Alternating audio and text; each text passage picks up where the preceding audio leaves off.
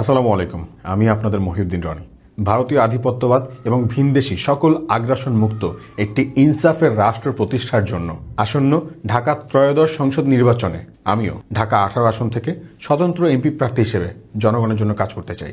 কিন্তু 29 তারিখের মধ্যে আমাকে একটি সমর্থন লিস্ট জমা দিতে হবে। তাই ঢাকা 18-র নির্বাচনী এলাকার এয়ারপোর্ট, উত্তরা, খিলক্ষেত, আশেকোনা, তুরাগ, উত্তরখান, দক্ষিণখান এই এরিয়ার মধ্যে থেকে আমার 200 জন আমার ভাই বন্ধু প্রয়োজন, যারা আমাদের জন্য ঢাকা 18 আসনের ভোটারদের কাছে গিয়ে একটু জনসমর্থন নিয়ে আসবেন। এই যে ফর্মটা দেখতে পাচ্ছেন, এই ফর্মটায় ভোটারের নাম, ভোটারের ঠিকানা, যদি মোবাইল নম্বর থাকে, ভোটার নম্বর এবং তার সিগনেচার, সে যে কনসেন্ট দিচ্ছে, সমর্থন দিচ্ছে, এই টোটাল ব্যাপারটা জাস্ট আমাদের হয়ে একটু তাদের কাছে যেতে হবে।